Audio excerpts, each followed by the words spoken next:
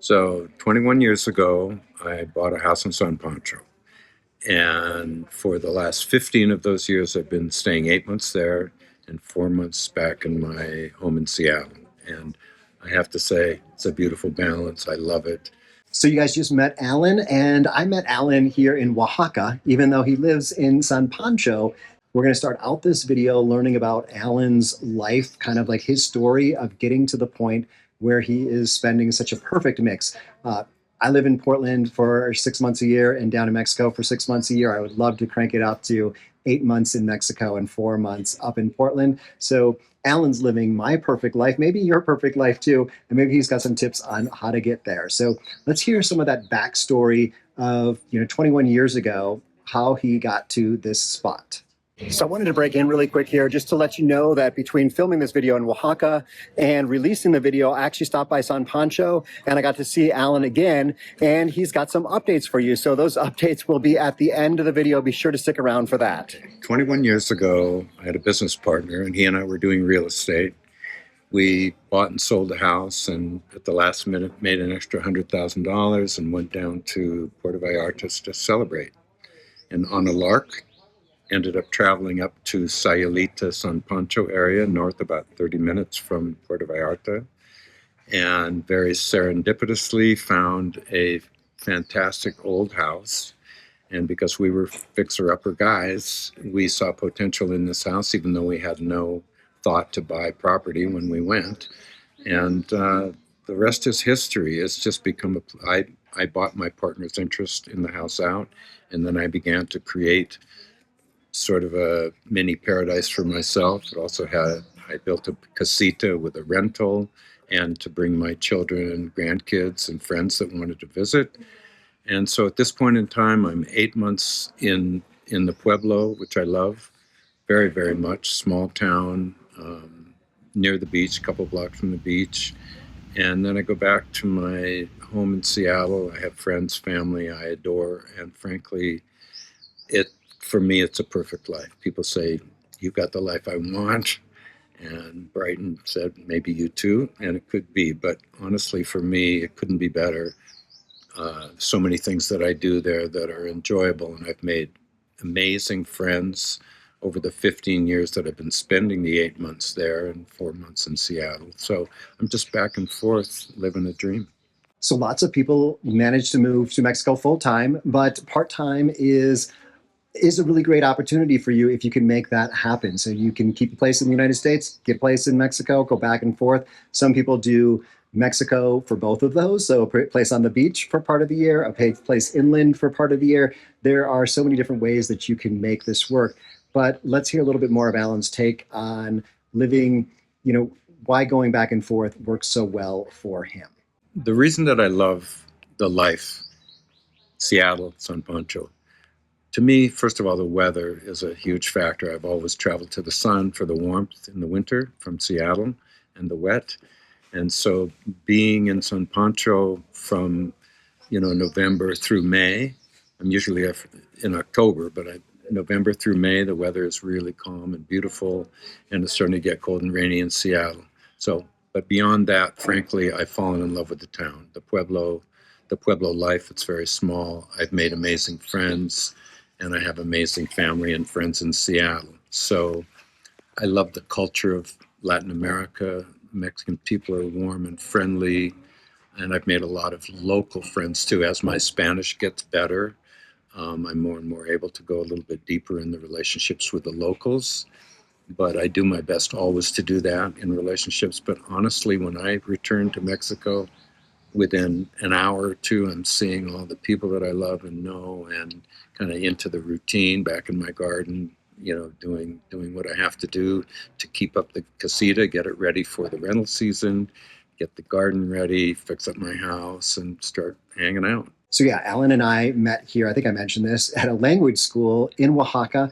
I didn't even know I was coming to a language school. This was kind of accidental for me, but I'm going to have a video about Airbnb and choosing an Airbnb and when it's good to choose an Airbnb and what type. And then what's my favorite? This happens to be my favorite type, which is where you meet other travelers and you meet the people who own the place, that you're not renting out an entire house. You're renting out a little bit of someone's property, someone's life, and you're meeting them. So Let's go ahead and talk to Alan and get into that kind of like positive cash flow lifestyle of how he's making more money in Mexico, I guess kind of passively than he's spending. So let's hear more about that. So Brighton has said that, I make more money than I spend kind of passively, but I work hard and I love to work. So I've got a big garden. I've got a casita that I rent for income. And frankly, I am busy all the time. People always say to me, you can't be on the beach that long all the time. And I go, I'm never on the beach. I'm working in my garden. I'm taking care of my renters in my casita. And I do make more than I spend because I don't need anything anymore. I don't spend money. And so I'm kind of banking the money. I also rent my house in Seattle when I'm gone. And I've been in real estate for over 50 years. So this is sort of part of what I know how to do. My skill set allows me to fix things up and not to have to hire people all the time. And this is for my Seattle home as well as my Mexican home. I have that. So the joy of being able to come and I don't need anything in Seattle and I don't need anything in Mexico, but it still costs a lot more to live when you're living in a bigger city. Even just filling up the gas tank 3 times is more than I spend in Mexico for 6 months usually. But, good food, you don't have to spend a lot on food. Real estate taxes, very, very low. Utilities, extremely low. And so, honestly, that's on the financial side, that's really what keeps me going. But there's so many other things. Even if I didn't make as much money, uh, more than I spend in Mexico, I would go there if I was breaking even because it's just such a lovely lifestyle and the culture is fantastic. So I really like to title these videos about that financial impact of living in Mexico because I know that's what most of you are attracted to at first, but really the lifestyle, the culture, all those things. If you make it past the financial aspect of the video, you're probably ready to move to Mexico. If you're only fixated on I can live on less money, it's probably not the country for you because it is a very, very different country than is the United States or Canada. So that's where we start. But I like to go a little further and let's go more into that philosophy of life in Mexico. For me, the joy of living in Mexico, of course, that financial piece, great. But beyond that, I've always loved the Latin culture. And I've always loved a slower pace. And I've always loved the friendliness of the people in Latin America. And of course, I have great friends in Seattle and in the Northwest, and I go back because they're lovely and I have family there. But, philosophically, I will always choose a slower, more relaxed lifestyle. Of many things that I do, I'm a meditation teacher, a mindfulness teacher, a therapist, and frankly, I do a lot of therapeutic and other meditation teaching in Mexico as well as in Seattle. But it's the feeling and the atmosphere in Mexico is really conducive to what I do. Many people come for vacation, but of course they bring their stress with them. And they find me because it's a small pueblo. And as a meditation teacher, most people know that I'm there doing that. I offer classes, individual instruction, and so on. But um, it's important for people to learn how to be relaxed, whether it's because I teach them meditation or because they just find coming to the beach and reading and getting away from their lives. I'm an advocate, of course, but I don't tell everybody that they should meditate or whatever. But philosophically, it's totally in my realm of what I want in life and what I would like for other people too. And speaking to one thing that you said, though, there is a lot to what's after the financial consideration for people because it's like you said, it's not for everybody. So you have to be able to either make a decision to try to merge with this more relaxed way of doing things. And, type A personalities, I heard you on another video say something about that. And, that doesn't really work. People get excited because they come on vacation, they have a margarita and there's the beach and it's beautiful. And they go, I want this. And then they sell everything, and you come down, and they don't make it because they don't realize there are a lot of other things that they have to get used to. And I think that's really, really important. So if anybody's making a decision to come, whether it's part-time or full-time, there's certain questions that you need to be able to ask, both financially and lifestyle-wise. And there are people who have been there like myself. Those are the people to ask. And when people say, I want to buy a house in Mexico, I say, come on down, take a look around, see what's involved, talk to people. I can tell you, but don't do it on a whim. Mm-hmm. Although people do it on a whim, and sometimes they're very happy.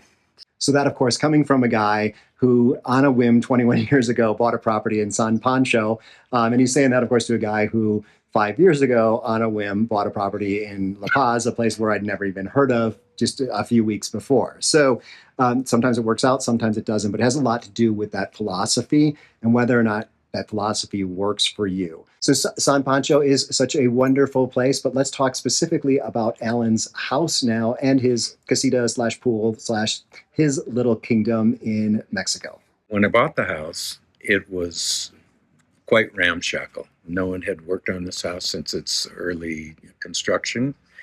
And when my partner and I found it, it was just the kind of house that I wanted to work on. It was a beautiful old house on just off Main Street in the heart of the pueblo, locals on the street, not very many foreigners or tourists on that street.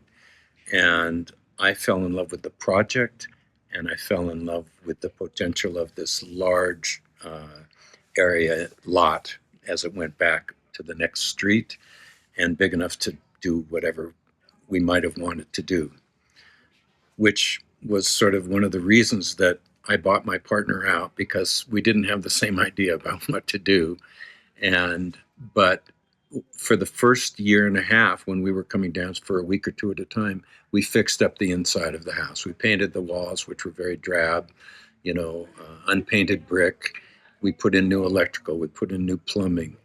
And then I bought and brought I've been in the antique business, so I brought a lot of things down from Seattle, piled high on the back of my truck. Drove it down 15 years ago, and it's been here ever since. It'll probably die here. And so now the house, it's got, original flooring, cement floors, and all the, everything is basically original, but I opened it up. As you'll see, there's archway now that goes in from the dining room into the kitchen. And there was no kitchen, and there was no real bathroom. And so I moved that over to another area, and I opened up the doors out to the back patio and out to the property, to the large garden that you will see. And frankly, my love is being in the garden. I've become, fascinated with the idea of gardening. I spend 2 or 3 hours a day in the garden. The garden is also a buffer to the casita, makes more private the casita, which is built at the very back of the house. And so my joy every day is to be in the garden for 2 or 3 hours a day. And then in December through April, when the guests come and stay in the casita, I tend to be a little busy with them, kind of making sure that they have everything that they need, and cleaning if they need to be cleaned, and, things need to be cleaned. I clean the pool. I do most everything to make my guests most comfortable, and built the casita in the same style as the house, the original house. And it's just extremely simple, but clean and usable, and people love it. I get good money for the rental. And frankly, it's a perfect setup because it's small enough and easy to clean that I used to hire someone to clean it. I don't like to hire people if I can do the work myself and I'm on site. It takes me an hour and a half to, mop, dust, vacuum, change all the linen, do everything I need to do. I leave a few days in between each rental. And it's a joy, and I enjoy all of it. I like working, and I like keeping things clean. And so that's kind of the story of it. The architecture, it's very simple. It's Pueblo architecture. It's not anything fancy. It's not colonial, and it's not modern. And I like that. It's kind of, shabby chic, funky, and fits my lifestyle, similar to my house in Seattle in a way, 100-year-old house. and I love it. I keep it up. So I want to hear more about how he rents out that house in Seattle, because we have a place in Portland and we always rent it out, really, really inexpensive, more, almost more of having house sitters or something like that, maybe a step up from that. They don't have responsibilities and we do have them pay. But, Seattle, Portland in the winter, not the nicest place that people want to go. It's not like a tourist destination. So let's hear more about maybe renting out your place in the United States while you go to a nicer place in Mexico. Renting my house in Seattle, I'm an advocate of this idea of having income, beyond if you're working, to have rental income if you can somehow have it. Whether by renting your house while you're gone or by having an extra unit in your house. Your basement can be an Airbnb or a VRBO or whatever. And I've done that in the past. But in my own home, I simply rent for the full 8 months that I'm in Mexico. And I'm in a great area of town. I've been able to do it very successfully, almost without advertising now, because people in my neighborhood, friends and people, know that I go. And so, but if I have to advertise it usually takes about a half an hour on an ad on Zillow or wherever to find someone. And I have to take the ad down right away because I get so many hits, because the pictures of it are compelling. It's a nice older home.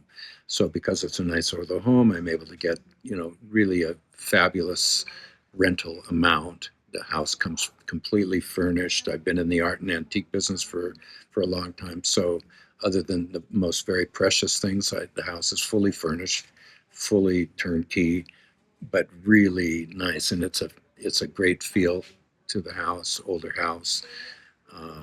So give us some examples of types of people who stay. Okay. So there's three different kinds of renters I've found over these years. Either a grandparent or grandparents coming to visit a new grandchild. They're coming from another city and they want to be near their grandchild whose family lives in my neighborhood. That's one.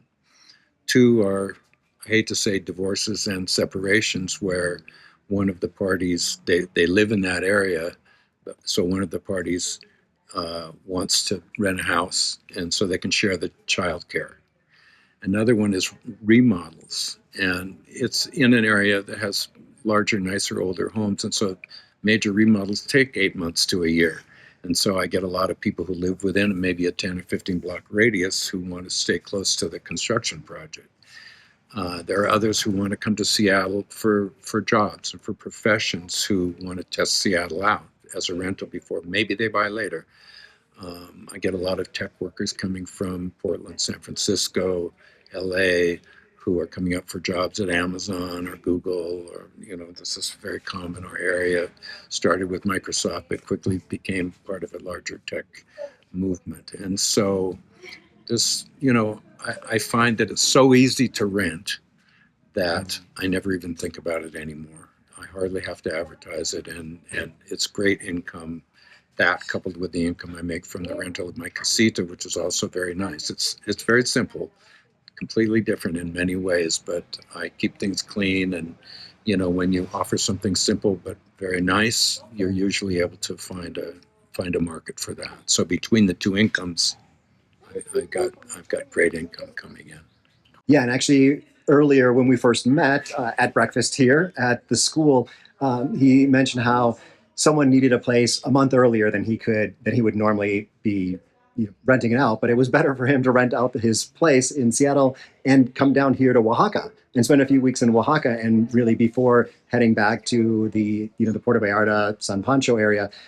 He's spending a few weeks here at this school, improving his Spanish, which I think is very important. I've got another video that I've been working on about language barrier, but also cultural barrier, and how when you come to a school like this, you can really tackle both of those at the same time. But let's look to the future here before we wrap up this video. For myself in San Pancho, in Seattle, and the balance of life that I have now, I can see no reason to change a thing. And that's, to be perfectly honest. But something that you said, I'm now learning to speak Spanish, hopefully way better than I've been able to in the past. And to learn Spanish is to go deeper into the culture immediately. Language is that. And so I feel like anytime I'm able to scratch a few more degrees down into You give last questions and how people are doing and more about their lives for my neighbors, which you can only do if you have the language. I mean, you can say "Cómo estás" only so many times, and how's your family and are they healthy, and then you stop. I mean, I can piece my way through it, but I want now, after 21 years, I'm finally deciding to do this immersion because I've had an opportunity to have September open. Usually I go back in October, but I found a renter who wanted to rent my house in Seattle in September. So I go, I'm doing the immersion. And I know that's going to make me a better person in every way, because I think languages, just learning other languages is really, really important. I think of that in many, many different ways. Culturally, out of respect is another one, for the culture and for the people. And I try my best, and people actually really like it when you try. I'm always embarrassed about making mistakes, but they are not. The people that you're talking to, they love to correct, and it's not to shame you for them to correct you. I'm timid about it. I never wanted to speak unless I got it right. And so now I just want to get it at least right enough so that I'm not completely embarrassed. In an immersion like this, I think I'm going to recommend it really, really highly. So for my future, I'm doing nothing different if I can help it. I'm entertaining in a beautiful area of the world with beautiful friends, meeting new people, have a balance of life where I can, interact with my family and my friends in Seattle and with my friends in San Pancho. Hopefully the financial part will continue on as it is, and it's marvelous. And I will continue to learn the language more and more, and I see only better things for the future. I really don't see any obstacles to that unless the world explodes. So. Okay, so now it's 2026 and things have changed a little bit. So let's hear how life got even more perfect for Alan. The update for me is that I think I told you that life was perfect. And now as we've just been talking, it's even more perfect because I sold the property after 22 years and I moved upstairs to what used to be a meditation and yoga studio above the house. And I decided that creating an apartment here would be the best solution to selling, but yet staying in San Pancho, because I've got a lot of great friends here. I love the pueblo life, and the space that I have now, I feel is much more comfortable than the space that I had when I was living downstairs in the house. But it's new ownership. I'm getting used to the idea of certain changes that are going to be made that I have no control over, but I do like the new owners and they like me. They like having me above the place. So I got a 5-year lease back on this space. And they've actually told me that, I can probably maybe even stay longer. So that remains to be seen. But they love the garden. They love the casita that I created and how it's set up and how they're going to use everything. I think they'll bring in their own furniture. I brought most of the things that I like upstairs from down. And, honestly, at each stage of my life, it just keeps getting better and better. And so this is just turning the dial a little bit more towards I don't believe in perfect, but I certainly really feel that my life is about as good as it can get. I'm healthy. And San Pancho has just been a super important part of my life. I have great friends here that I will not, turn my back on over the years. I will come to visit even if I didn't have this place, and then go back to Seattle where I'm from and enjoy all my friends and my kids and grandkids and the life that I have there. So as you can see, it's a pretty big change, a change in ownership, but still living on the same property and now as a renter. So I'd like to know why that change. The reason that I made the decision to sell was sort of layered. I'm 76 now and have been pretty concerned about, a lot of the what I consider to be craziness in the world, the uncertainty in the capital markets, and with the current administration in play in the United States, doesn't seem as much friendliness between Mexico and the U.S. and I just didn't trust moving forward.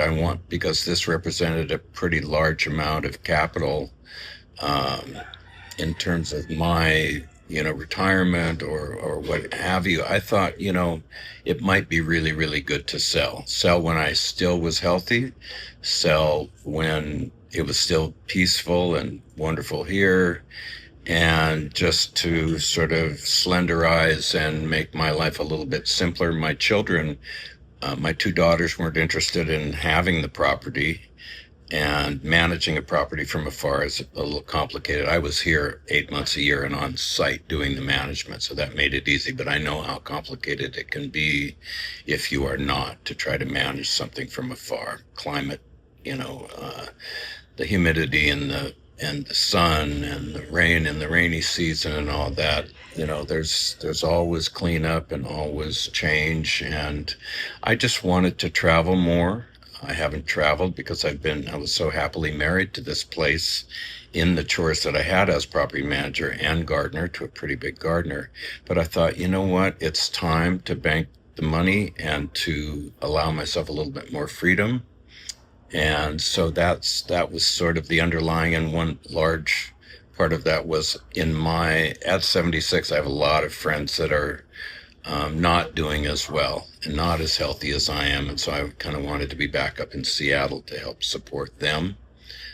There were a couple of dear friends that were dealing with some difficulties health-wise, and I just felt like, being on WhatsApp video and trying to support someone is a little different than being there in person. So I wanted to be able to spend a little more time in Seattle, and now that I don't have the responsibility for the management and such, that I can do that. I can come and go as I please, and just creates a lot more space in my life to sort of do more of the things that I think are important as I move forward. So that sounds like a great reason, simplifying life. I know Kat and I are on the opposite trajectory right now with our house in Todos Santos. We're complicating things, but the idea of being a renter and having less responsibility would be great. Also, it's been 6 years at least since we've been to Europe, and we really love to travel to Europe, but having a place in Mexico makes it much more likely for us to travel to Mexico instead of traveling to a new destination. So we're actually going to go this summer for Kat's 60th birthday, and we're going to go and do some traveling in Europe. But I've got some more videos for you to watch. One up here is actually Kat and me up in Portland, kind of giving our perspective on living in two different places. Otherwise, I've got more videos down here from other foreigners who've made it happen so that you can follow in their footsteps. So from San Pancho, I wish you were here. Hasta luego.